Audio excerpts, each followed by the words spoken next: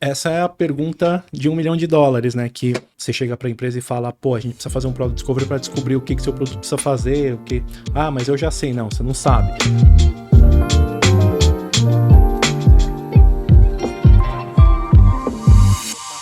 Vamos lá. Amigos ligados no Opencast, está no ar a sua resenha semanal, seu podcast de tecnologia. Eu sou o Cadu e hoje estou aqui com o André Seraldi, né? André Seraldi, isso aí. Pô, obrigado aí por aceitar esse desafio, André. Para mim é sempre um desafio estar aqui em frente às câmeras. Mas eu acho que o bate-papo vai ser bem legal. Já era um tema que eu queria falar bastante, né? Sobre produtos, design de produto, e uma pessoa com uma experiência igual a sua vai ser muito bacana. Obrigado, cara. E aí, a primeira coisa que eu sempre trago aqui é carreira, cara. Como que você entrou nessa área aí? Cara, vamos lá, né?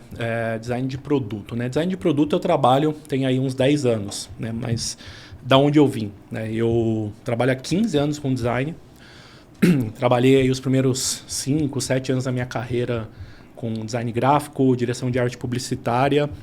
E em determinado momento ali eu me enveredei pro design de produto, né? Na época ali chamava de UI, UX ainda, né? Não tinha esse termo design de produto. Mas tem uns 10 anos que eu tô atuando nessa frente, né? Então, passei por algumas consultorias aqui no Brasil, dentro dessas consultorias, desenvolvi projetos para fora do Brasil, para empresas grandes aqui do Brasil também. Passei por empresas aqui do Brasil, tanto como profissional das empresas, como desenvolvendo projetos como freelancer. Então, tem aí uma jornada bem longa e bem diversa em design de produtos digitais. Pô, legal. E aí, você é formado em quê? Design gráfico. Design gráfico? Design gráfico. Então já fez muito logo, Putz, né? Logo, flyer, arte de rede social. Isso daí era mato. Fazia, principalmente essas artezinhas de rede social, essas coisas. Fazia, cara, dezenas. Aí teve uma agência que eu trabalhei, até a última agência que eu trabalhei fixo antes de ir para design digital. Cara, fazia 15, 20 artes por dia ali. Caraca. Era pastelaria. Qual que é a definição de design de produto? Cara, design de produto é desenvolver ali, né, a parte de experiência e interfaces para produtos ou serviços digitais, né? Hoje em dia a gente vive num mundo em que praticamente tudo que a gente vai fazer, qualquer tarefa, né, desde as mais corriqueiras, como pagar uma conta, até as coisas mais...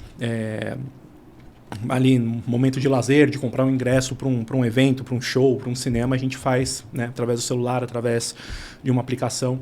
Então, cara, é tudo que envolve isso, tudo que envolve um serviço ou um produto digital, né? Tem também uma parte que não envolve tanto um produto, por assim dizer, né? Que são mais design aí de site, de landing page, de sistemas internos.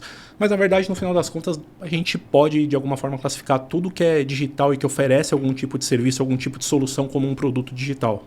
E envolve a experiência do cliente também, né? Do usuário. Experiência do cliente, experiência do usuário, né? Uma parte bem importante, né, do design de produto, né, do product design, que é um termo que vem ganhando força aí nos últimos anos. Como eu falei, né, quando eu migrei aí, era UI UX, né? Porque a gente olhava para interface e experiência, né? Que dita interface e experiência é basicamente o comportamento do usuário que a gente vai oferecer para ele, né? Foi esse termo de product design, ele foi ganhando força porque ele foi acumulando, né, a função de designer de UX UI foi acumulando questões mais estratégicas, né? E essas questões estratégicas envolviam aí, né, os objetivos da empresa, objetivos daquele produto, né? Então, a gente passou a olhar não somente para o usuário, né, para quem vai na ponta ali usar aquele sistema, aquele aplicativo que a gente está desenvolvendo, mas também para o que as empresas querem atingir de objetivos, lucratividade, retenção, enfim, né, o que elas estão querendo, o que elas estão atrás ali com aquele produto, com aquele serviço digital que elas estão oferecendo. Legal. E a parte de produto, ela tem diversos segmentos ali, né? Desde design, até mesmo a parte de negócio, né? Você Sim. pode explicar um pouco a diferença, né? Tem muita gente que acaba assistindo o podcast que não conhece muito bem essas nomenclaturas, né? De UI, UX. Sim.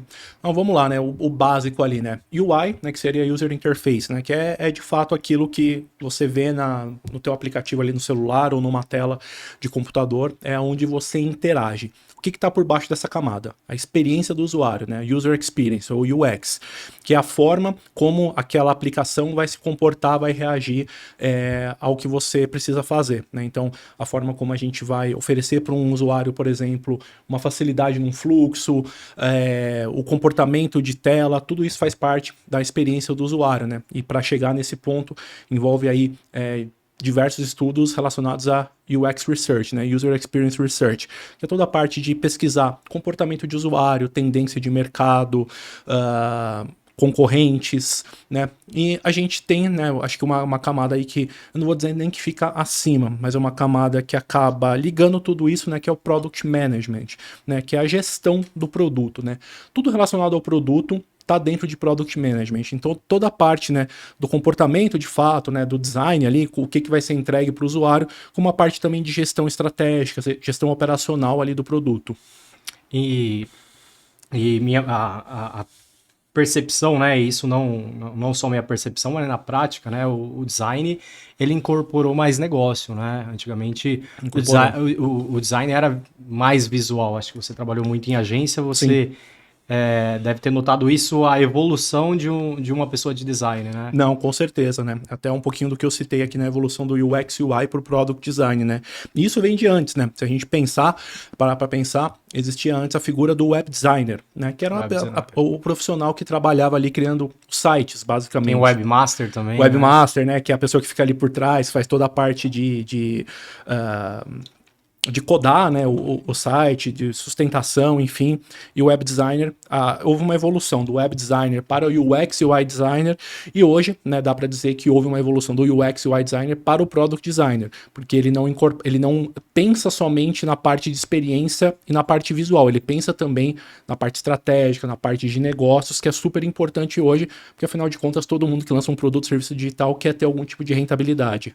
Então, fazendo um paralelo até com o desenvolvimento, esse product design, ele acabaria sendo um full stack, a pessoa que precisa entender de design, né, precisa entender ali dos ferramentais, e ela precisa também entender de usabilidade, precisa entender de fluxo de usuário e precisa entender de negócio, né? Sim, acho que essa comparação ela é bem didática e ela funciona muito bem. O Product Designer, ele é um profissional full stack, né? A gente pega, por exemplo, grandes companhias, né, que trabalham, que têm uma maturidade de design maior, de produto maior, você vai ter, nessas companhias, você vai ter profissionais de Product Design, mas você vai ter também os especialistas. Então, por exemplo, você vai ter um Visual Designer, que é uma pessoa super especialista, né, em representações em interface, você vai ter um especialista em pesquisa, você vai ter um especialista em UX Writing, né, que é toda a parte de textos, de copywriting. Então, o Product Designer, ele precisa saber um pouquinho de tudo, né?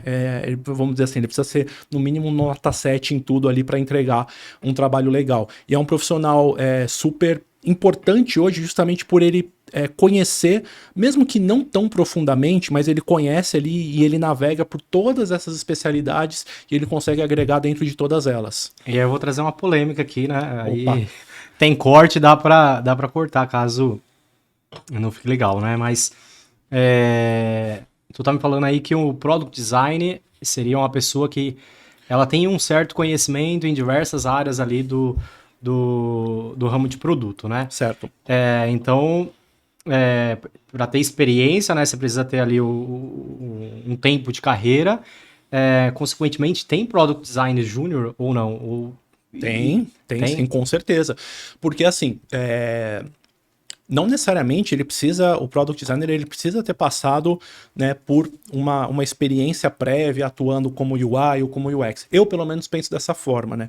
Até porque hoje a gente tem cursos de formação, a gente tem tanto cursos mais longos como cursos curtos que dão uma pincelada legal, que dão uma base legal de Product Design, de todas essas nuances do Product Design. Legal. Então, naturalmente, né, uma pessoa que estudou ali, que se empenhou, né, em aprender a formação dessa profissão, ela sai dali sendo um Product Designer Júnior, né? Eu já me deparei com alguns casos de empresas que não consideram essa hipótese, né? Que para eles o Product Designer é no mínimo nível pleno. Eu discordo justamente por isso, porque inclusive eu trabalhei com profissionais júniors que eram Product Designers, que tinham ali um conhecimento legal em experiência, em pesquisa, em interface, apenas não tinham ainda uma bagagem de carreira de ter trabalhado 3, 4 anos dentro da profissão.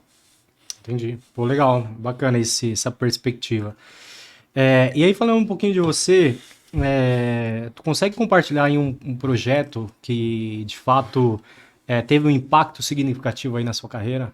Consigo, Até cara. mesmo e nesse segmento de produto, né? Que você Consigo. entregou e fez a diferença. Consigo, assim. Eu não vou poder citar nomes aqui, né, por conta de NDA, né, Non-Disclosure Agreement, mas teve um projeto que eu atuei entre 2019 e 2021, entre 2019 e final de 2020, foi um aplicativo bancário que eu desenvolvi para uma gigante do ramo de meio de pagamento que está no mercado há mais de 40 anos, uma gigante mundial, né?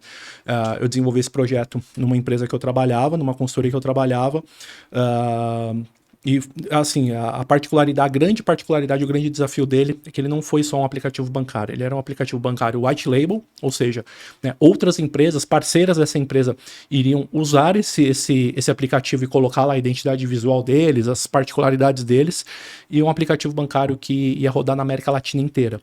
Então, além, né, dessa questão de criar uma aplicação bancária white label, com todos os conceitos ali que a gente precisa passar numa aplicação bancária, ela não só ser, mas aparentar ser confiável, ser fácil de usar, etc.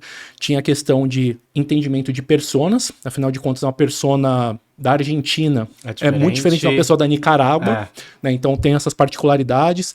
E tinha outro grande ponto, né, que é bastante complexo também, que são as regras bancárias diferentes em cada um dos países da América Latina, né? Que a gente teve que levar isso em consideração.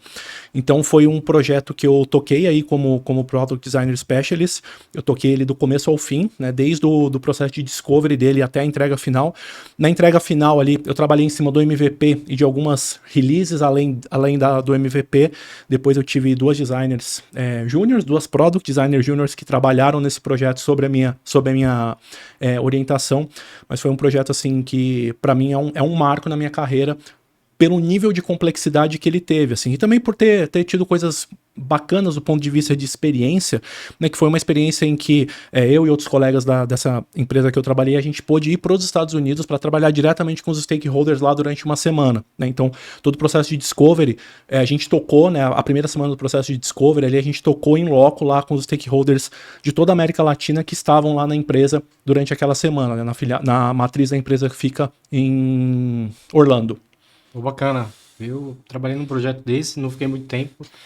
Aí depois a gente veio para Open, mas era um desafio, né? Abordar. E principalmente quando você fala de white label, né? Quando você fala de um produto white label, você às vezes, né, associa com falta de qualidade, né? Porque exatamente. Você precisa escalar, você precisa fazer isso para um grande público, né? Para que dê certo. E, né, aplicativo bancário é um case de que, pô, a usabilidade tem que ser boa, né? Sim, né, como eu falei, assim, o aplicativo bancário, ele tem que ser fácil de usar, porque, assim, as pessoas, muita gente, né, principalmente considerando, assim, no caso desse projeto, né, a gente está falando de América Latina, que existem ainda muitas pessoas com um perfil desbancarizado, né? Então, para pessoas desbancarizadas, principalmente que vão ter o primeiro contato com o aplicativo bancário no seu aplicativo, você precisa, além de oferecer uma facilidade de uso para que ela não drope o aplicativo, para que ela desista de usar o aplicativo e vá lá na agência bancária fazer as coisas que ela precisa, você precisa passar para ela uma sensação de confiabilidade, né? Toda a questão de legal, de compliance existia no aplicativo, né? A gente teve um time de engenharia trabalhando por trás disso, dentro das APIs, né, para garantir, né, todas as questões de segurança, mas não é só ser seguro, precisa parecer seguro, né? Pô, legal. E aí você falou de Product Discovery, cara. O que é Product Discovery? Cara, é descobrir o produto e todas as nuances dele, né? Quando a gente está falando da criação de um produto ou serviço digital, né, muitas empresas querem lançar um produto simplesmente por lançar o produto, porque o concorrente lançou ou porque é uma tendência de mercado. E aí que tá o grande erro, né? Você ir no embalo, simplesmente por ir no embalo e fazer as coisas atropeladas é um prenúncio ali de problemas, né? E o Product Discovery, ele vem justamente para você entender primeiro, que produto que eu vou lançar? Eu preciso lançar esse produto? Beleza, eu preciso lançar, existe uma oportunidade no mercado, existe um gap no mercado, ou a minha empresa vai passar a ofertar um produto novo, beleza. Mas aí você precisa descobrir tudo que está ao redor dele. Então, toda a parte de comportamento do usuário com relação a ele, se existem concorrentes, o que, que os concorrentes fazem, o que, que os concorrentes não fazem, definir uma estratégia, critérios de sucesso para esse produto, né?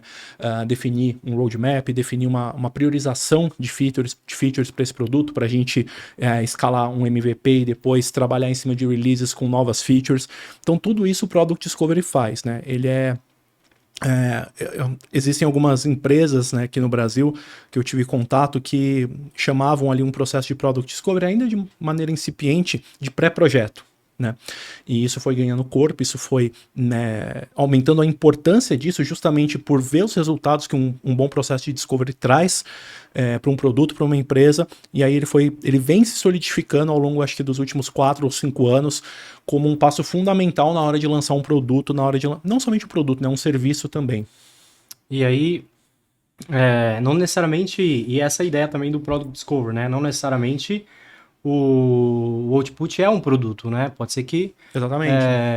O cara não precisa daquele aplicativo, o cara não precisa daquele sistema, enfim, né? Exatamente. Um exemplo simples aqui, cara. Quantos aplicativos você instalou no seu celular que você usou uma vez e nunca mais usou? Deve ter uns 15 aqui brincando. Não, exatamente.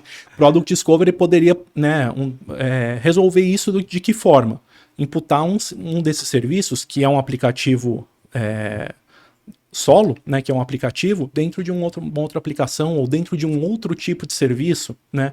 O Product Discovery pode chegar a essa conclusão de que não preciso lançar um produto. Preciso melhorar algum produto existente ou preciso oferecer isso para o meu usuário de uma outra forma que não necessariamente através de uma aplicação ou através de um produto novo.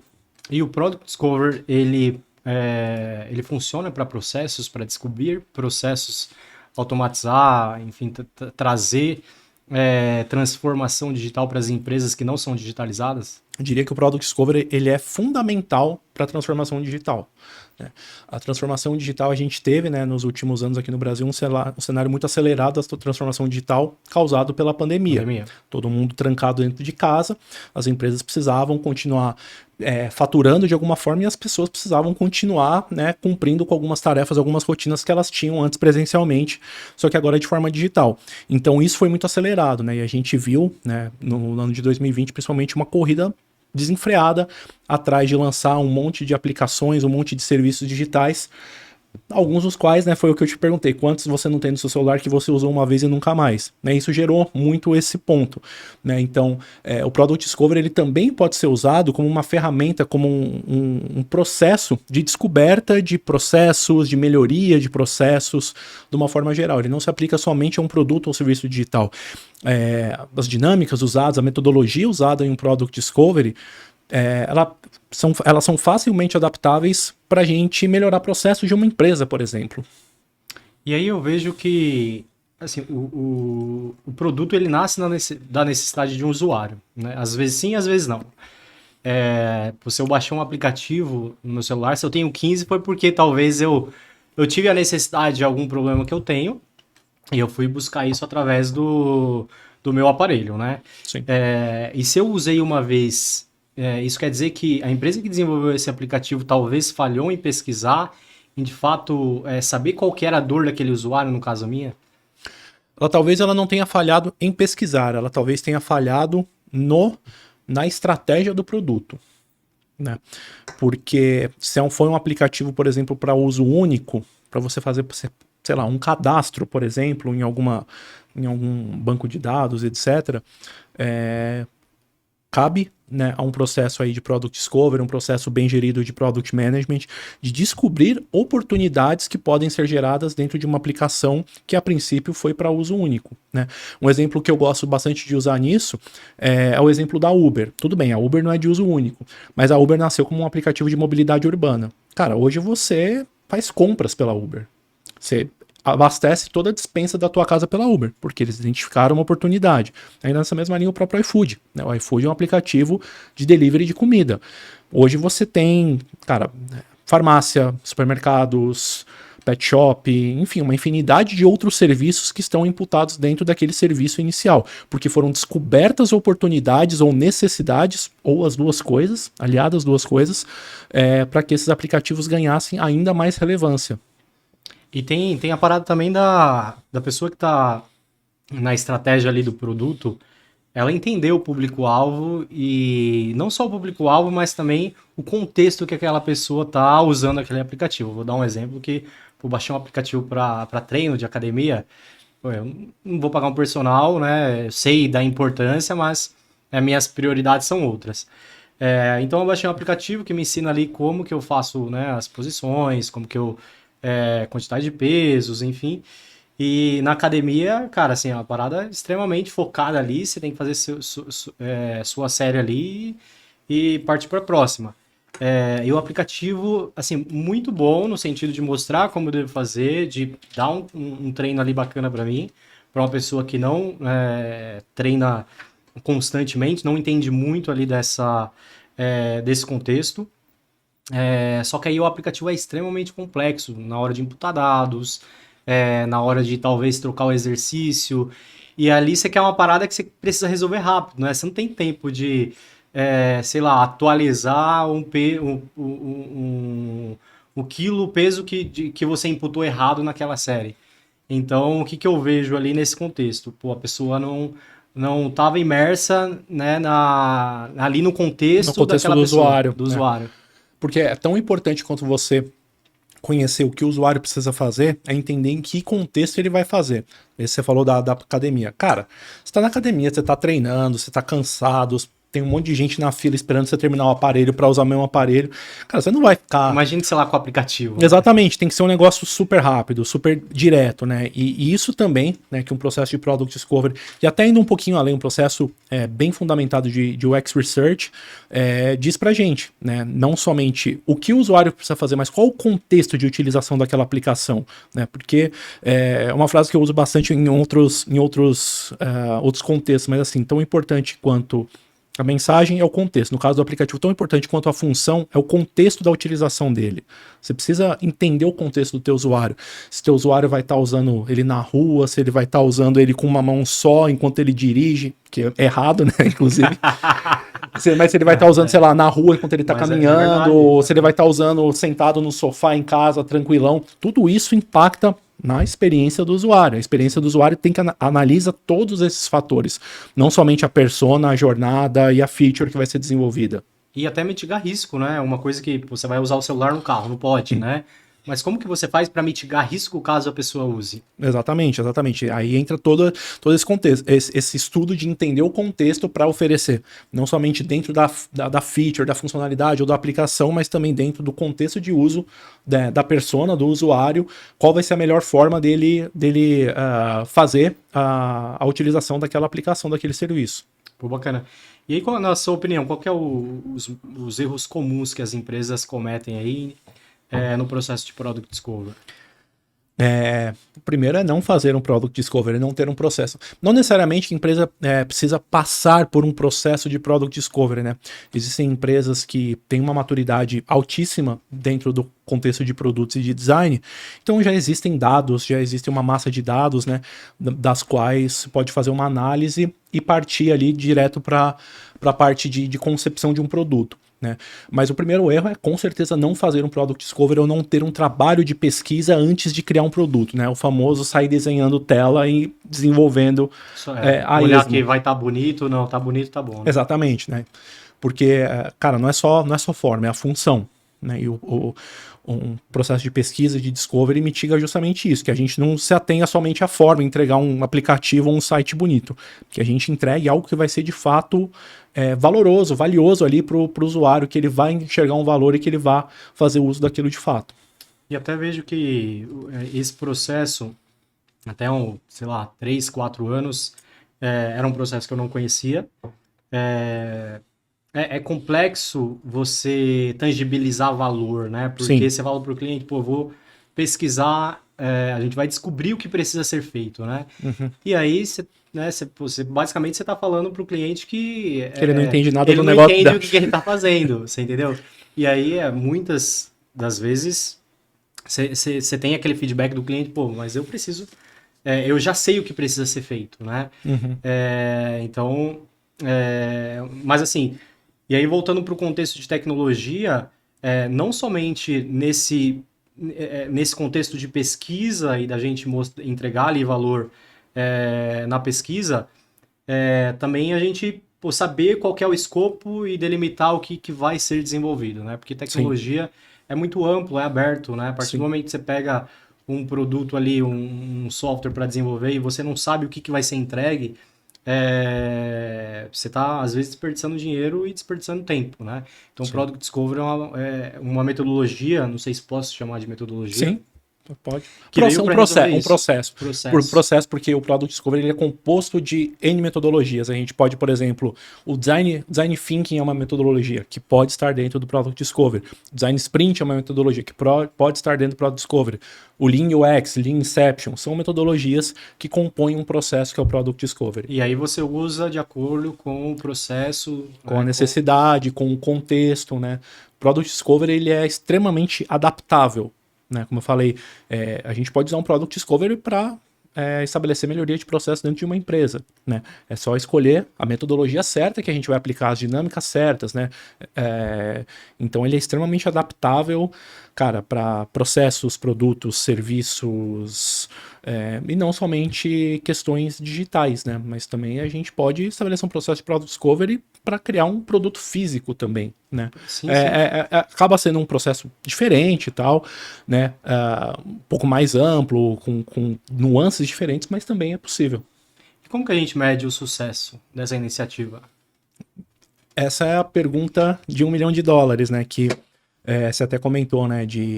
Muitas vezes a empresa, você chega para a empresa e fala, pô, a gente precisa fazer um Product Discovery para descobrir o que seu produto precisa fazer, o que... Ah, mas eu já sei. Não, você não sabe, né? Como é que a gente vai mostrar o valor de um processo de Product Discovery? Através do ROI, né? O Return on Investment de um processo desse.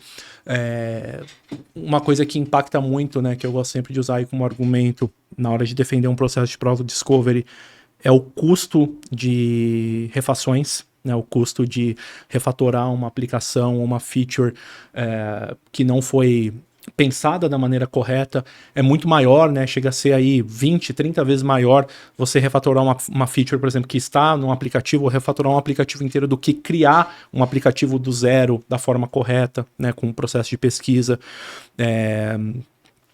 Acho que existem alguns indicadores aí já são um pouco mais avançados, quando a gente já tem um produto um pouco mais avançado, né? Mas até mesmo, por exemplo, até uma experiência que eu tive dentro de uma aplicação que eu trabalhei, que foi justamente uma redução de número de tickets, de custo de central de atendimento, porque a gente repensou toda uma árvore de funcionalidades dentro de uma aplicação, refatorou, redesenhou e lançou, e depois que a gente lançou ali em um ano, a gente teve, não vou lembrar exatamente o número agora, mas foi algo na casa de 40% de redução de custos com central de atendimento para aquela aplicação.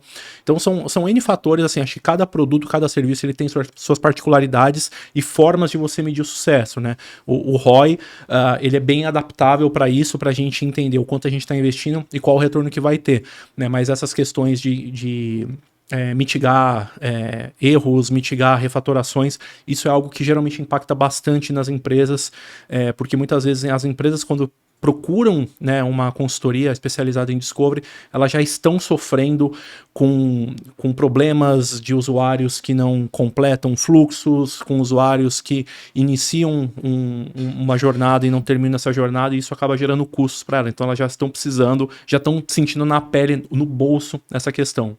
Pô, bacana. Você falou de Design Thinking, né, cara? O que é isso?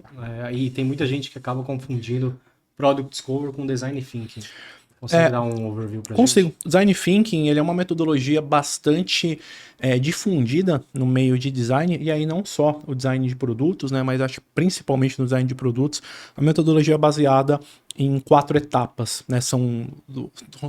Cada 2 etapas compõem um diamante, né? Também chamada de metodologia do duplo diamante, né? E esses diamantes, porque eles representam um diagrama, né?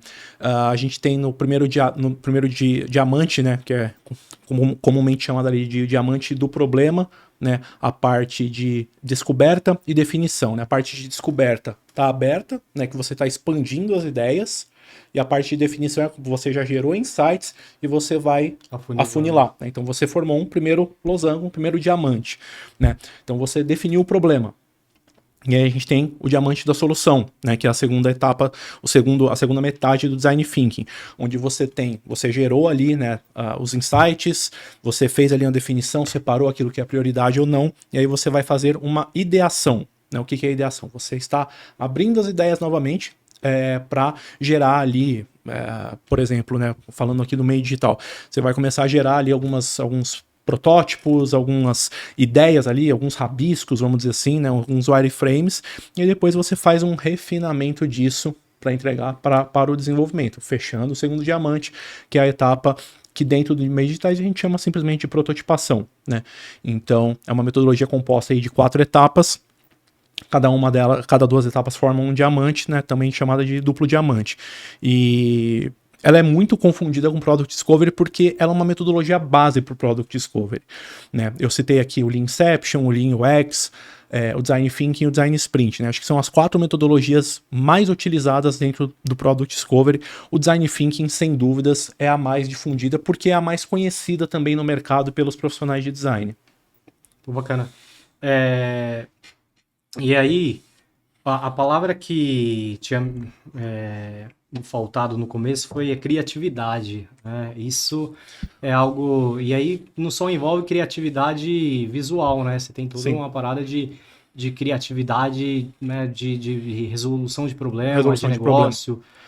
Como que, lá naquela época que você fazia, sei lá, 10, 15 artes ali por dia, né? Você precisava, não sei como que gerenciava a criatividade ali, porque às vezes o contexto deveria mudar. Sim. Hoje você vê que isso é importante também para essa parte de product design? Cara, mais do que a criatividade, para mim, dentro do product design, importantes são os processos. Eu não sou um designer criativo. Eu nunca fui, embora eu tenha trabalhado 7, 8 anos em agência de publicidade, como designer gráfico, diretor de arte publicitária, eu nunca me considerei, eu nunca fui de fato um profissional de design criativo. Mas eu sempre fui um profissional de design muito sólido em processos. Então, assim, nessa época aí que eu fazia 10, 15, 20 artes por dia, cara, chegava uma hora que esgotava as ideias. E o que eu fazia? Eu ia pesquisar referências. O processo que eu fazia para ser criativo era pesquisar referências, pesquisar concorrentes, pesquisar coisas, às vezes nada a ver, cara. Às vezes eu estava fazendo uma campanha, sei lá, para uma livraria e eu começava a ver artes, tipo, de conceitos de web mais disruptivos, tal, e isso me startava algumas ideias, me trazia algumas ideias na cabeça. Então, mais importante do que a criatividade é o processo. Dá para ser criativo sem ser naturalmente criativo, desde que você tenha um processo legal, desde que você saiba onde buscar referências. Obviamente, né, eu tenho aí 15 anos de bagagem trabalhando em design, então assim, eu já tenho uma bagagem bastante grande ali de referências e tal. Mas você já sabe para onde ir, né? Exatamente. Onde que eu vou pesquisar para... Exato, mas assim, quem tá começando, né, 1, 2, 3 anos de carreira, cara, é pesquisar, é ir atrás de referência, é quebrar a cabeça, vendo coisas parecidas, coisas nada a ver com aquilo que você precisa criar, é referência. Dá para ser criativo sem ser criativo. Só você saber onde pesquisar, saber onde buscar, ou mesmo que você não saiba onde pesquisar, porque isso a gente vai adquirindo conforme vem a bagagem. Mas é pesquisar, é ter um processo de pesquisa, um processo criativo. Então vai pesquisar, em vez de você pesquisou, achou algumas referências legais, bacana. Em vez de ir pro computador direto, fazer, sei lá, no Figma, no Photoshop, seja lá onde você vai trabalhar, pega uma folha de papel, um caderno, rabisca uns negócios. Às vezes, de um rabisco besta que você vai fazer... Faz palitinho, né? Exatamente. Às vezes, as melhores ideias saem de um rabisco palitinho, exato, que você tá fazendo ali, totalmente despretensioso, sabe? Então, eu sempre me apoiei muito em processos para ser criativo, porque eu não sou um cara naturalmente criativo, mas eu sou um cara naturalmente muito voltado para processos. E a gente vê aí, né, nessa sua evolução de carreira, né, a importância da pesquisa, né? Exatamente. E hoje muitas pessoas, muitas empresas não dão tanta importância para a área de pesquisa, né? E isso é um tiro no pé, né? Porque a gente tem alguns estudos recentes, inclusive, de empresas aí que fazem, né, um trabalho de pesquisa bem conceituados, como por exemplo a McKinsey, que fala, cara, eu não vou lembrar exatamente agora o número, mas é algo assim em torno de 50% das startups que falham, né, que abrem falência, fazem isso porque não tiveram um processo de pesquisa para conhecer o público delas, o público-alvo e, de fato, o serviço que elas vão oferecer, né? A gente tem também, se não me engano, da própria McKinsey ou da CB Insights, um estudo que mostra aí que mais de 40% dos produtos, os produtos digitais lançados falham por não conhecer a jornada dos seus usuários, por não conhecer minimamente as personas que eles querem atingir, né? Então isso aí mostra um pouquinho da importância da pesquisa. E são estudos recentes. Esses dois estudos, CB Insights e McKinsey, são estudos que foram divulgados em 2021, 2022, né? Então, mais do que nunca, assim, pesquisa é a chave assim, para qualquer coisa, né? A gente... até uma comparação que eu faço assim, tentando trazer bem para uma realidade, acho que fica mais fácil de todo mundo conhecer. Cara, você não vai, por exemplo, construir uma casa num terreno que você não sabe a fundação do terreno, ou você não sabe quantos metros você vai precisar colocar ali de estrutura para aguentar a tua casa. Você precisa pesquisar para construir uma casa sólida, uma casa onde você e sua família vão conseguir morar durante muitos anos. Bacana. E aí, falando um pouquinho de tendência, existe uma evolução, né? Principalmente na parte de design, né? O que você acha? Para onde que design de produto está indo aí para os próximos anos? Qual que é a tendência? Esse é um tema bem delicado, assim, até um pouco controverso. A gente tem, por exemplo, né, eu gosto muito de estudar e de pesquisar, né, de me valer muito do que é trazido à tona de tendências pelo Nielsen Norman Group, né? Mas assim, eu tenho visto cada vez mais a tendência de um design quase invisível, né? E o que seria o design invisível? Aquele design que você não percebe, né? É uma coisa que ela é tão corriqueira e tão fácil de você interagir, ou muitas vezes você nem interage, né? A gente tem, por exemplo, cada vez mais os assistentes de voz, né, automatizando ações, etc. Então, eu vejo um lado muito forte disso, né? Óbvio, um bom design de aplicações, ele vai continuar sempre sendo válido, sempre sendo importante, mas eu vejo para esses próximos anos aí uma tendência dessa invisibilidade do design, né? Mas para a gente chegar numa invisibilidade do design, a gente tem que ter um processo muito sólido. A gente tem que conhecer muito bem o que a gente está fazendo e a gente tem que ter profissionais muito bons atuando nisso, né? Quanto melhor o profissional, mais invisível é o design dele. E tem que estar muito aliado com tecnologia, né? Como que você vê essa... O design de produtos digitais, ele e tecnologia são coisas ali que estão amarradas desde sua raiz, né? A gente não consegue oferecer um produto, serviço digital bacana se a gente não tiver, né, todo o lado de desenvolvimento, de APIs, de engenharia, né, de software bem desenvolvido, bem feito, né? E além desses dois aspectos, existe, né, o aspecto de negócios também, né, de objetivos estratégicos, etc. São uma tríade, né, que precisam trabalhar em conjunto, né? Não dá para cada um estar direcionando para um lado, cada um querendo seguir para um caminho, porque aí é um problema muito sério. Não é individual, né? Não é individual. São 3 raias de trabalho, são 3 raias de especialidades que precisam estar caminhando lado a lado, precisam estar juntas, precisam ter o mesmo objetivo, precisam ter um mesmo direcionamento. E na sua percepção, como que você vê a agilidade também incorporando na entrega de valor aí, tanto para a parte de design quanto para a parte de desenvolvimento? A agilidade, assim, acho que as metodologias ágeis, elas... dentro do universo de desenvolvimento de produto, eu não consigo mais ver o desenvolvimento de um produto digital sem ser através de uma metodologia ágil, né? Acho que existe uma cadência dentro das metodologias, ela traz uma cadência, né, para o desenvolvimento de produto, que é muito legal porque a gente consegue entregar valor, cara, em 1, 2 sprints a gente consegue entregar um valor, a gente consegue impactar um usuário de uma maneira positiva em 1, 2 sprints de trabalho. né? E acho que o grande ponto da agilidade é isso, né? Porque antes a gente entrava num processo de desenvolvimento que a gente tinha que esperar um ano e pouco, desenhar toda a aplicação, construir toda a experiência, todo o desenvolvimento, toda a parte de validação, de QA, etc., os testes, etc., para depois lançar. Hoje a gente consegue fazer isso, né? Através das sprints, das releases ali, e entregar algo bacana ali, algum resultado, tanto para a companhia quanto para o usuário, num curto espaço de tempo. E até é importante isso para a gente validar o que está sendo feito, né? Porque imagina, você desenvolveu um produto ali durante um ano, lançou, putz, não era isso que o meu usuário precisava.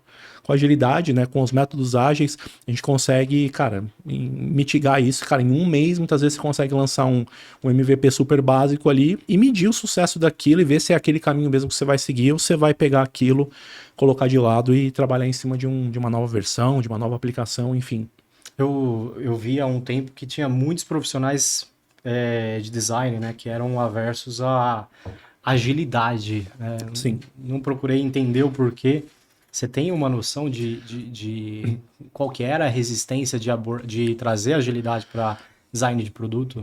Cara, assim, eu até do pessoal com quem eu trabalhei junto, pessoas que eu liderei aí na minha carreira como designer, eu não me deparei com ninguém que assumidamente fosse averso ali a metodologias ágeis, né? Mas assim, algumas pessoas eu percebia que ficavam um pouco assim por conta, pô, ter que participar das cerimônias, sabe? Pô, isso que tinha uma coisa que eu cheguei a escutar algumas vezes, pô, isso às vezes quebra meu processo criativo, sabe? Aí eu cheguei a falar para um ex-liderado meu, cara, se uma cerimônia quebra o seu processo criativo, o seu processo criativo é uma porcaria, né?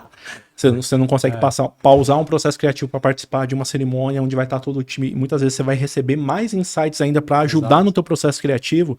Eu falei isso para ele. Falei que o teu processo criativo é uma porcaria e você não tá sabendo elencar as prioridades dentro do processo. Assim,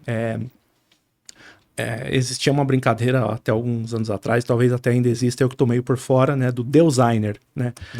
Designer, que ele achava que estava acima do bem e do mal, né? Que tudo que ele fazia era lindo, maravilhoso e tinha que ser só do jeito dele. Não é isso, cara. A gente, acho que para ter não só sucesso na carreira, mas ter sucesso naquilo que a gente está trabalhando, naquilo que a gente está desenvolvendo, né? Como solução, a gente precisa estar inserido dentro dos contextos, de um contexto de agilidade, de um contexto de desenvolvimento de produto, né? Pra gente caminhar junto, né? Até aquilo que a gente tava falando de tecnologia, design e negócio, né? Então precisa caminhar junto. Como é que você vai caminhar junto se você tem um profissional de design que não gosta de trabalhar dentro de metodologia ágil? Tudo bem, pode até não gostar, não ser o fã número 1, mas precisa, sabe? É a forma que hoje a gente tem, a melhor forma que a gente tem de desenvolver um produto digital. E às vezes trazer a solução, né? Se você não gosta, qual que é a outra alternativa? Exatamente. Qual que é a alternativa? Ah, não sei. Muitos anos atrás, né? Somente essa parte mais de direção de arte publicitária, design gráfico e tal, tinha aquele designer que gostava de trampar quase que fechado numa caverna, né? O cara que chegava na agência, socava o fone no ouvido e não conversava com ninguém o dia inteiro. Pô, tinha pessoas que faziam isso de uma maneira super proficiente, entregavam coisas fantásticas. Mas, cara, como eu falei, assim, eu, por exemplo, eu nunca fui um designer criativo, então eu sempre precisei conversar com as pessoas que estavam ao meu redor, né? E, querendo ou não, isso é um processo, assim como a agilidade também é um processo que a gente precisa estar inserido para ouvir, né?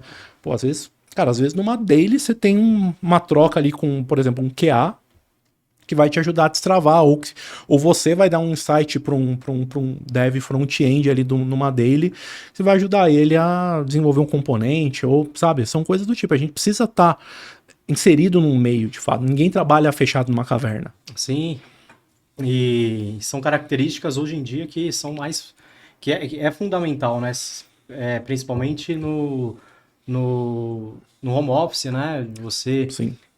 Cara, assim, se você se isola e você não tem comunicação, você não sabe para onde você está indo e, né, basicamente, você está sendo individual, né? O processo de desenvolvimento de produto, ele é coletivo. Ele é coletivo, exatamente. Ele é colaborativo. Isso. Então, são características fundamentais aí para entrega de produto, né? Entrega de valor. E você falou de comunicação, né? É uma característica... Quer mais um... Não, tô de boa. Você falou de comunicação, né? É uma característica, uma soft skill que, cara, é fundamental, acho que não só para o design, acho que qualquer profissional precisa saber se comunicar, né? Precisa saber passar a mensagem daquilo que você está fazendo, do porquê você está fazendo, ouvir o outro, né? Como você falou, pô, criar um produto é um processo coletivo, colaborativo, né? E como todo processo que envolve outras pessoas, a comunicação, ela é uma das bases do sucesso. E aí a gente fala muito da experiência. Valeu. A gente, às vezes, está preocupado na experiência do usuário, né? Preocupado na experiência do produto do usuário, mas não está preocupado com a experiência do usuário em si, né? Que é o contato ali com a pessoa que tá lidando com o produto, né? A comunicação assertiva ali com aquele cliente. Sim. A experiência que aquele cliente, que aquele usuário está tendo com a gente, né?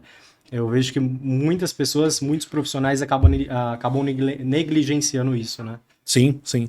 Eu tenho visto cada vez menos esse tipo de negligência aí dos profissionais, né? Acho que o pessoal que trabalha aí com tecnologia e tal tem se tocado cada vez mais que, assim, cara, me comunicar com o meu colega de trabalho, com a outra ponta de quem vai utilizar o meu produto é fundamental para que eu saiba de fato para que caminho eu tenho que seguir, né? Mas é algo que por muito tempo e em alguns pontos ainda acontece. E a gente falou de pessoas, né? Você hoje lidera um time de product designers aqui dentro da Open. Isso. E para você, qual que é o maior desafio de liderar pessoas, cara? Cara, desde que eu comecei, né, que eu me enveredei aí por esse desafio de liderar pessoas, né, são 4 anos já, o meu maior desafio sempre foi ajudar as pessoas a fazer o trabalho delas da melhor forma possível e atingir o potencial delas, né. Eu hoje, eu digo sem nenhuma margem de erro que um dos meus maiores prazeres profissionais é ver pessoas, liderados meus, subindo na carreira, melhorando e sendo melhor do que eu, né? Do ponto de vista técnico, do ponto de vista de desenvolver uma aplicação, de desenvolver um processo de pesquisa, um processo de discovery. Então, mas é um desafio, porque não existe receita de bolo, a gente está falando de pessoa, cada pessoa tem as suas particularidades, as suas experiências e os seus objetivos, também as suas dificuldades. Então, entender, né, de forma individual cada isso e operacionalizar um processo de evolução para essas pessoas, um plano de desenvolvimento para essas pessoas.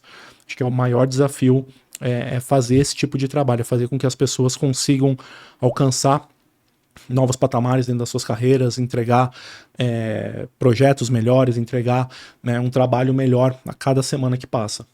Bacana. E aí você entrou nessa área de liderança, foi promovido por característica? Como que foi isso, André? Eu acho que desde mais pirralho, assim, eu sempre fui meio que líder de banda, assim, você tem esse perfil. Eu pergunto isso porque você já tem esse perfil. Tenho esse perfil. E até em hobbies que eu tive ao longo da minha vida, assim, eu acabava assumindo a liderança das coisas, né? Numa das minhas experiências profissionais, né, trabalhando numa consultoria, né, o time de design começou a crescer e tal, mas não tinha uma liderança. E eu comecei a exercer essa liderança mesmo sem ter o crachá de líder, né? Então, como é que eu fiz isso? Me aproximando dos profissionais, né, conectando eles, entendendo as dores, entendendo as forças de cada um, trazendo isso, né, para a gerência da consultoria, mostrando, pô, essa pessoa tem mais fit com esse tipo de projeto, essa daqui com esse, né, começando a fazer isso, né, até que em um determinado momento, né, eu já estava fazendo isso já 6 meses, 1 ano mais ou menos, aí me deram de fato o crachá, né, embora eu já estivesse fazendo isso já há um tempo, aí me deram, vamos dizer, o crachá de lead ali para que eu focasse somente nisso, né, desde então aí são 4 anos, né, cuidando de pessoas, de times de design, muito com esse viés, né, de olhar para as pessoas, mas visando sempre uma construção coletiva, né, ampliando as forças dos times. Por exemplo, cheguei a liderar um time de design com 32 pessoas, né, com 32 profissionais de design. Então, é óbvio que assim, eu não tinha condição, até pela quantidade de pessoas, de estar próximo de todas as pessoas ao mesmo tempo. Mas eu conectava as pessoas, eu via, pô, essa pessoa aqui é muito boa, por exemplo, em visual design. Eu tenho um outro profissional aqui que tem um gapzinho em visual design. Pô, vou colocar eles para fazer um acompanhamento por 6 meses, né? E acompanhava esse acompanhamento. Então fui fazendo, obviamente eu também fazia acompanhamento de pessoas, né, de uma maneira um pouco mais próxima, pessoas que eu via que ou eram um pouco mais estratégicas ou precisavam de fato de um acompanhamento um pouco mais próximo. Então fui sempre olhando para as pessoas, mas pensando sempre numa construção coletiva. Pô, legal. E aí tem um desafio também que é aliar, né, a individualidade, né, que a pessoa ela tem ali os objetivos individuais e você tem o objetivo, né, da equipe e da empresa, né? Sim. Eu acho que esse é um desafio como liderança de conseguir conseguir fazer com que aquela pessoa, né, às vezes ela não está ali no melhor projeto, não está na melhor posição, mas existe um bem coletivo ali, que é a entrega do projeto, que é a entrega de resultado ali para um cliente. Isso Sim. eu vejo como um desafio também. Sim, é um desafio, né? Assim, respeitar as particularidades, mas sempre visando o coletivo, né? E é muito isso, né? A gente eu como líder, né, de design tenho esse conceito muito forte na minha cabeça. Eu vou sempre respeitar as particularidades de cada um, mas a sua particularidade termina a partir do momento que ela começa a impactar na do teu colega do lado ou de uma forma muito grande a empresa, né? A gente tem objetivos, a ideia é sempre casar, né? Aliar bem essas coisas, fazer com que elas andem ali de forma bem paralela e juntas, né? Sim, e nunca esquecer o objetivo individual, né? Sim. Tem que manter aquela pessoa engajada, motivada. Sim. Eu sempre digo que aquilo às vezes é um momento, né? Você não vai levar aquilo para sempre, né? Você tem, às vezes é só um tiro, né? Você tem que dar aquele tiro para conseguir o resultado e entregar. Exatamente, né? E assim, várias vezes, assim, e é super normal situações de pessoas que, assim, eu precisei colocar em projetos em que a pessoa não se sentia 100% confortável ou não gostava daquele segmento de mercado e tal, mas que eu sempre falava, isso daqui é para tua evolução, você vai aprender coisas aqui, é melhor você fazer algo que vai te tirar da tua zona de conforto, mesmo que te tire totalmente da sua zona de conforto, do que você só ficar na sua zona de conforto, porque você não vai aprender nada, ou você vai aprender num ritmo mais lento. Sair da zona de conforto acho que é o grande catalisador de evolução de qualquer pessoa, né? E felizmente na maioria das vezes eu consegui que as pessoas entendessem isso para abraçar esse tipo de desafio, né? É óbvio, né? Existem situações em que a gente, por exemplo, sabe que uma pessoa não tem uma veia muito forte, sei lá, de pesquisa. Não vou colocar uma pessoa que não tem uma veia muito forte ou não tem uma experiência legal em pesquisa para trabalhar num projeto que seja 90% pesquisa, né? Precisa equilibrar essas coisas. Mas as pessoas também precisam aprender que sair da zona de conforto é o melhor caminho para atingir qualquer tipo de objetivo dentro do ponto de vista de carreira. Legal. Pessoal também, né? Pessoal. Com certeza. E aí, na sua opinião, quais são as habilidades mais importantes aí que um líder precisa ter? É meio relativo. É né? relativo, mas assim, existem algumas que acho que são fundamentais. A primeira é a adaptabilidade. Você não consegue liderar nada nem ninguém se você não for adaptável, né? Você é adaptável do ponto de vista de ter a cabeça aberta, de entender as pessoas, empatia, né? Empatia. Comunicação, né? A gente já falou de comunicação aqui, mas comunicação, acho que principalmente para um líder, é um ponto fundamental, porque eu não vou conseguir direcionar uma pessoa se eu não souber me comunicar com ela. E cada pessoa, ela requer um tipo de comunicação diferente. Tem pessoas que são mais diretas, você vai se comunicar com ela de forma mais direta. Tem pessoas que você precisa oferecer muitas vezes para ela algum tipo de conforto, para ela se abrir com você, para ela trazer alguma situação, né? Eu mesmo teve uma liderada minha que ela estava passando por um problema bem sério dentro do cliente, e para ela trazer essa situação, para ela se sentir confortável, pô, foi quase 1 hora ali conversando com ela sobre amenidade, sobre a morte da bezerra, sabe? Para ela se sentindo confortável e trazer isso. Então a comunicação é ponto fundamental para o líder mais do que para qualquer outro profissional. Antecipar e a leitura do time, né? Saber conhecer seu time, saber o que as pessoas gostam, Sim. Qual que é a personalidade. Você não consegue liderar ninguém se você não conhecer o contexto, né? O contexto das pessoas, conhecer, né, mapear minimamente que seja, né, habilidades, gostos, preferências, e também saber, né, em que tipo de situação você pode contar com cada uma das pessoas, né? Então, né, saber fazer esse tipo de leitura é importante, né? Eu considero isso uma forma de visão estratégica, né?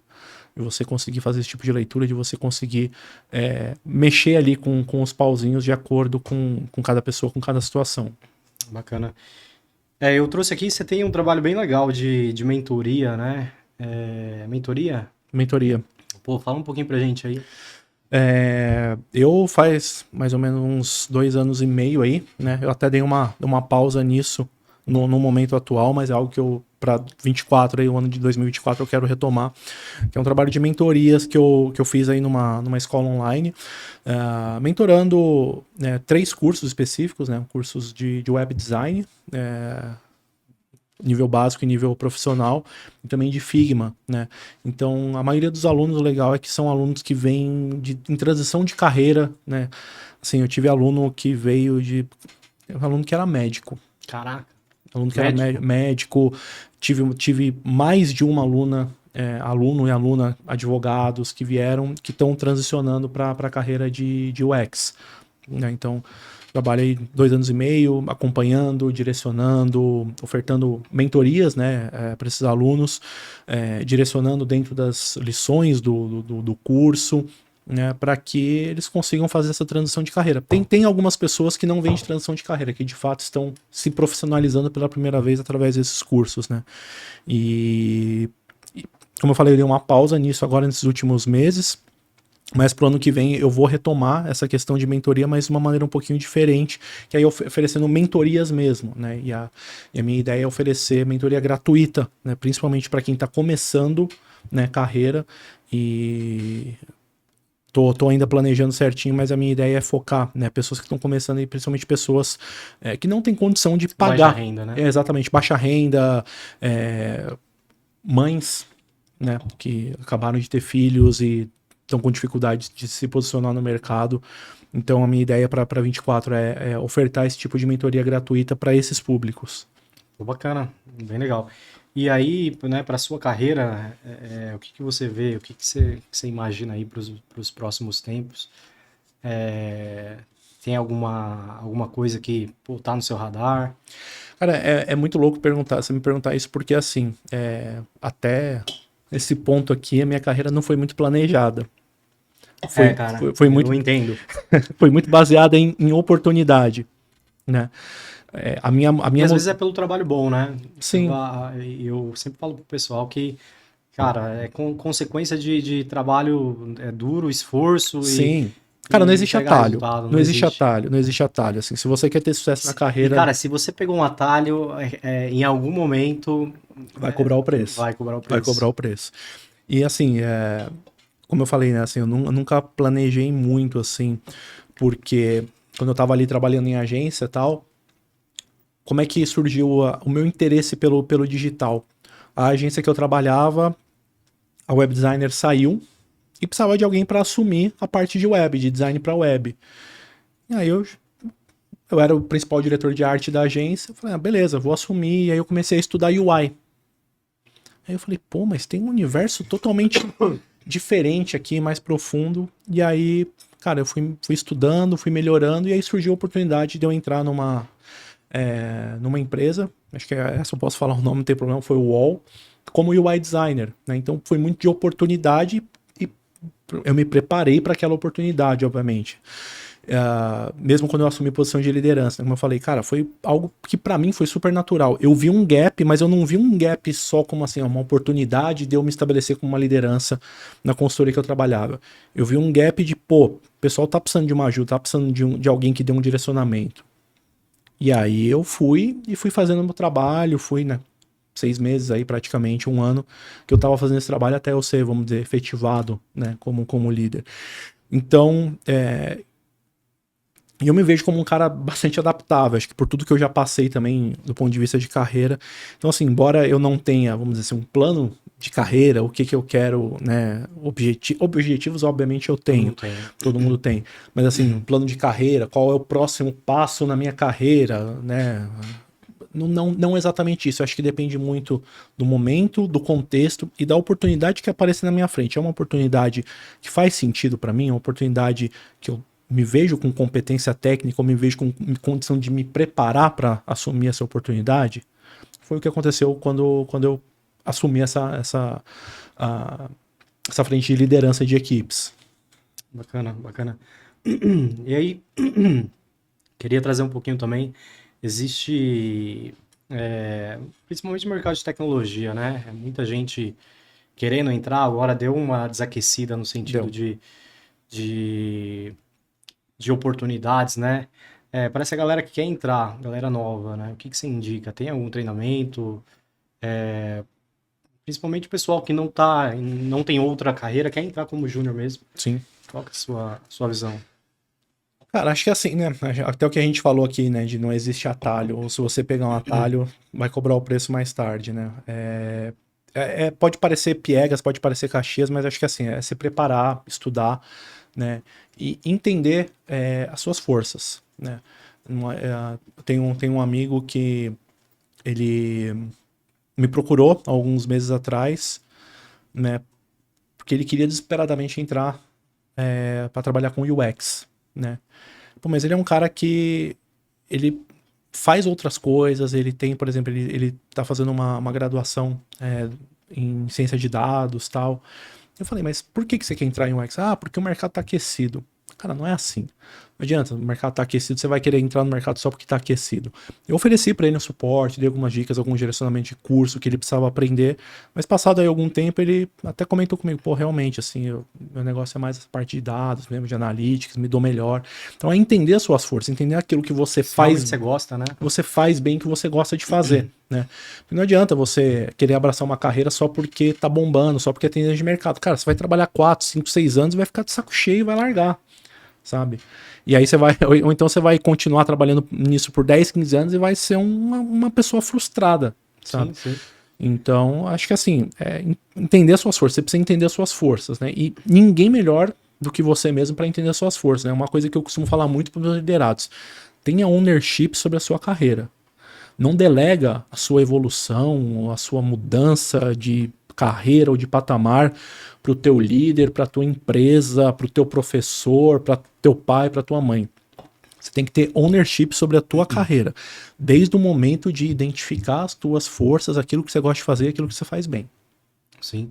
Eu sempre falo pro pessoal que a carreira, cara, o cara, ele chega e ele me pergunta qual que é o plano de carreira, qual que é o plano de carreira dele. Eu falo, cara, sua carreira tem 30 anos, né? Como que eu vou me comprometer com sua carreira de 30 anos, né? Exatamente. Eu posso me comprometer em te dar um apoio, né, para você ser melhor do que você, quando você sair ou se você ficar, você ser muito melhor do que você entrou, né? A gente oferece suporte, treinamento, eu acho que isso é essencial, é o mínimo que a gente precisa oferecer. Sim. Mas não dá, cara, para se comprometer com a carreira. Se a pessoa ela não tem ownership mesmo do pô, para onde que eu quero ir. Às vezes a pessoa não sabe para onde ir, né? Ela precisa só de direcionamento, né? Mas às vezes ela fica esperando da empresa um plano de carreira. Uma coisa assim, a gente, né, a Open como empresa, enfim, qualquer empresa, e a gente como líder, o que a gente pode oferecer para a pessoa? A gente pode ensinar a pessoa a pescar. E a gente pode até oferecer a vara para ela. Sim, sim. Mas quem tem que pescar é ela, né? A gente ensina, a gente fala, ó, é melhor você pescar dessa forma. Pega o primeiro peixe, mostra como tira. Exatamente, mas quem tem que pescar, né, é a própria pessoa, né? E cara, eu me deparei com muita gente assim, né? E não só, inclusive gente mais velha até do que eu, Cadu, pessoas que foram meus liderados aí, que delegavam a própria carreira para mim. E eu falava assim, eu, enquanto líder, enquanto gerente de design de uma empresa, posso te direcionar aqui dentro. Posso te falar, ó, do ponto de vista corporativo, do ponto de vista do que eu espero de uma construção de uma equipe de design, você tem esses gaps e eu vou te ajudar a suprir esses gaps, te ofertando as ferramentas. Mas quem tem que usar a ferramenta é você. sabe? Não dá para passar conhecimento via Osmose, osmose. Você não pode terceirizar as coisas. Você pode pedir apoio, mas nunca terceirizar. Cara, que nem você falou, você não pode se comprometer com um plano de carreira de 30 anos de uma pessoa. Uma pessoa tem que se comprometer com o próprio plano de carreira e buscar apoio. Todo mundo tem que buscar apoio. E acho que a gente que é mais experiente, que a gente que é líder dentro do mercado de tecnologia, faz parte da nossa função oferecer apoio para a galera que está chegando, para a galera que está transicionando. Mas é isso, é dar o apoio, né? Mostrar como pesca e falar qual a melhor vara. Mas a pessoa tem que ir lá e pescar o próprio peixe. Exato, o personal não vai puxar peso para você. Exatamente, exatamente, né? Eu gosto bastante de musculação e tem um meme, né? Virou um meme, mas que fala muito disso, né? Você pode pagar o melhor personal, você pode pagar a melhor academia e pode pagar a melhor alimentação. Se você não se esforçar, se você não fizer o teu treino da forma que você deve, se alimentar da forma que você deve, você não vai evoluir. É a mesma coisa com carreira. Exato. E aí, para finalizar, André, acho que sua história é bem bacana. Valeu. Tu é um cara que eu sempre acompanho ali nas redes sociais, puxando peso. E aí me conta aí esse hobby aí, você gosta de musculação? Cara, musculação, eu costumo dizer que ela, de certa forma, ela salvou minha vida, né? Eu, há 4 anos atrás, tá fazendo 4 anos agora, eu passei por uma cirurgia bariátrica, né? Eu era obeso muito mórbido, assim. Eu tenho 1,85 m, eu sou um cara alto, mas eu cheguei a pesar 154 quilos. Caraca, bicho. E eu fiz a cirurgia bariátrica, tá fazendo 4 anos, e foi final de 2019, logo depois estourou a pandemia, né? E cara, a musculação, assim, ela me ajudou a não enlouquecer no meio da pandemia. Comecei como uma necessidade do pós-cirúrgico, né? Tinha que movimentar, tal, né? Tava dentro do meu plano de recuperação ali, até de adquirir um novo estilo de vida sustentável, né? A longo prazo. Mas ela entrou muito isso, assim, eu passei por alguns problemas pessoais bem sérios ao longo da pandemia. E ela literalmente ajudou eu a não enlouquecer, assim. Eu não sei se eu estaria aqui da forma que eu estou se eu não tivesse aquelas 2 horas ali por dia, cara, que eu vou pra academia, que eu enfio meu fone no ouvido, puxo meus pesos ali e esqueço de tudo, sabe? Porque toda vez que eu tava com problema, assim, era um momento que eu conseguia focar. É um refúgio, né? Era um refúgio total, assim, me ajudou muito e continua sendo, assim, uma parte bem importante do meu dia a dia, da minha rotina. Pô, legal, bem bacana. Eu também já fui cheguei a ser obeso, né? Mas hoje eu vejo que, cara, assim, até mesmo para nossa família, né? Você ter disposição, você poder acompanhar o seu filho, sua filha de forma saudável. Muita gente negligencia isso e acha que, tá na frente do computador ali, fica, sei lá, 12 horas direto, 15 horas direto, acha que tá sendo produtivo, né? Não, e a gente que trabalha, né, na frente do computador, trabalha com tecnologia, a gente tem mais ainda a necessidade de algum momento do dia dedicar para se movimentar, né? Porque, Exato. Cara, o corpo é aquela velha história, o corpo é uma máquina. Se você não usa a máquina enferruja e estraga. E aí, o nosso corpo é a mesma coisa. E é muito isso, assim. Eu tomei essa decisão de fazer a bariátrica depois que minha filha nasceu, né? Minha filha tem 5 anos. Então, tomei a decisão ali quando ela nasceu, foi 1 aninho ali no processo, exames, consultas, acompanhamentos e tal, até fazer por conta disso, porque, cara, com 150 quilos eu não ia conseguir brincar com minha filha, eu não ia conseguir pegar minha filha no colo, sabe? Eu não ia conseguir talvez trocar uma fralda dela, sabe? Então foi muito isso, assim, que foi para mim um motivador de poder acompanhar o crescimento da minha filha e não ser um fardo para minha família, né? Do ponto de vista de saúde, né? Tô chegando aí na casa dos 40, pô, cara, chegar nos 40 e pouco com o peso que eu tinha, cara, eu ia virar um fardo, provavelmente, doente, cheio de problema de saúde, sem conseguir fazer as coisas direito, sabe? E hoje quase 40, mas, né, às vezes muito melhor do que com 20. Não, com certeza. Eu tô com quase 40, hoje eu vou fazer 38 daqui a algumas semaninhas.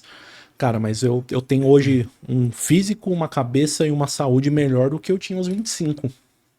E ajuda na parte criativa, né? Você fazer exercício. Ajuda, né, cara? Oxigena o cérebro, né? É. Você movimentar o corpo. Eu não sou criativo, então. Não, mas oxigena... Acho que minha criatividade é negativa. Eu costumo treinar na hora do almoço, né? E, cara, um dos momentos do dia que eu sou mais produtivo é quando eu volto do treino. Que eu volto, cara, a cabeça leve, sabe? É o lance de oxigenação mesmo, né?